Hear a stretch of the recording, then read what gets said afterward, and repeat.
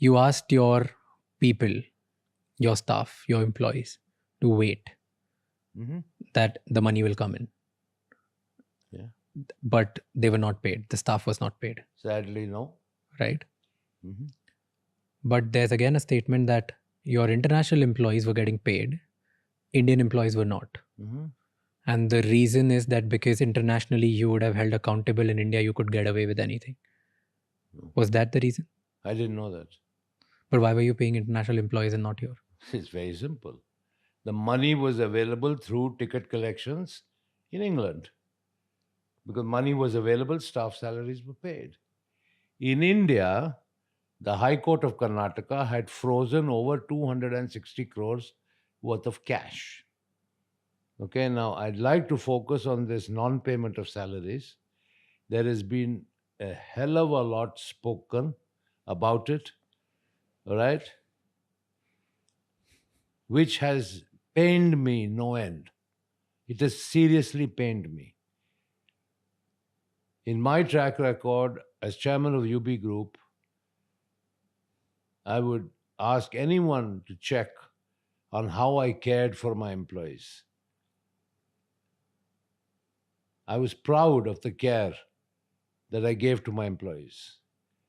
Why would it be different for Kingfisher employees?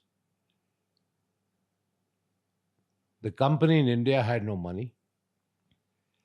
There was UB's money of 260 crores in the bank with the bank under the control of the government of Karnataka. We applied officially and formally to the High Court, please release the money to pay the salaries. Court said no. Why? The same banks objected. The same public sector banks objected. Why? Why? Because they They said wanted. that money belongs to them because the company had defaulted in payments. But as far as I was concerned, I asked the court, please release those monies to pay the employee salaries. The banks objected, the courts refused. But you personally took salary from Kingfisher Airlines, 33 crores a year? No. I took salary of 33 crores a year, I wish. Why do they talk about it Who then? talks? Show me the balance sheet where it's written. Can you show me?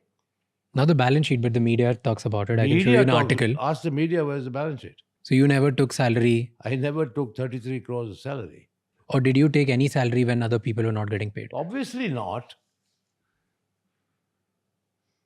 So when you really think I'd pay myself to the exclusion of other less well-to-do employees? That's what the world thinks. That's unfortunate view of the world about me, which is sadly completely false. But then they all were on the road striking against you. If you No, would have spoken to them in a nicer way, probably, or I don't know. Spoken to them, tried to explain to them, but at the end of the day, they did what they thought was best. They were under stress. I respect that. I'm not blaming anybody. Okay, a couple of people have said some nasty things, which is fine if they are under pressure and their livelihood was under pressure. I fully understand that and I take it in my stride. But the fact, any suggestion that I willfully did not pay or that I ignored them and enriched myself in the process is completely false. While all of this was happening, something really tragic happened. One of your employees' wife committed a suicide because they were not able to pay themselves. Were you aware of that? I became aware of that, and upon investigation, um, that was the culmination of a long standing dispute, marital dispute. It was convenient to blame it on Kingfisher Airlines and non payment of salaries. Once again, when people are under stress and under unpleasant circumstances, I don't want to comment on it in an unsavory way. It would not be right on my part. I mean, my sympathies are with the family that um, lost one of their kin. But I can tell you that we investigated the matter, and okay, sadly the tragedy did happen, and yes, sadly, equally sadly, that family had not been paid their salary. If you'd like to blame it on me, fine, I'll take the blame.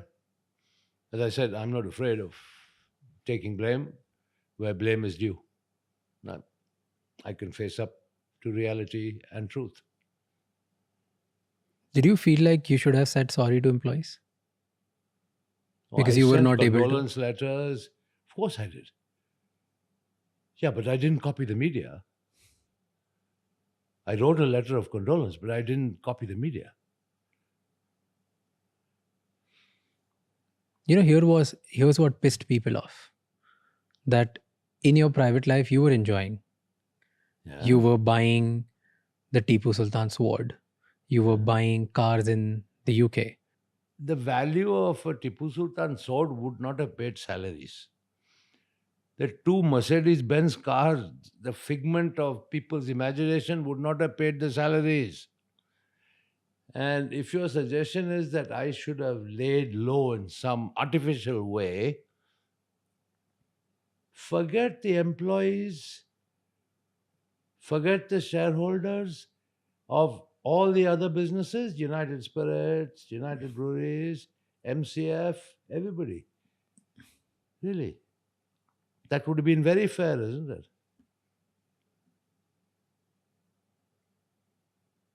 And behave in a manner where my only asset and liability in life was Kingfisher Airlines. I had nothing else. That's the way I should have behaved, right? What about the salaries of the other employees of the other group companies? What about the shareholders of those companies? What about the future of those companies and the management of those companies? So, sadly, if one company fails, is it your suggestion that the whole group must fail? No, definitely not. Okay. Everybody loves to talk about the failure of Kingfisher Airlines, and of course, pin me, the blame on me personally. Forget about everything else. It is Vijay Mallya's failure, Vijay Mallya's failure, Vijay Mallya ka chori, Vijay Mallya ka fraud. Everything is Vijay Mallya. Fine. What about United Spirits Limited, United Breweries Limited?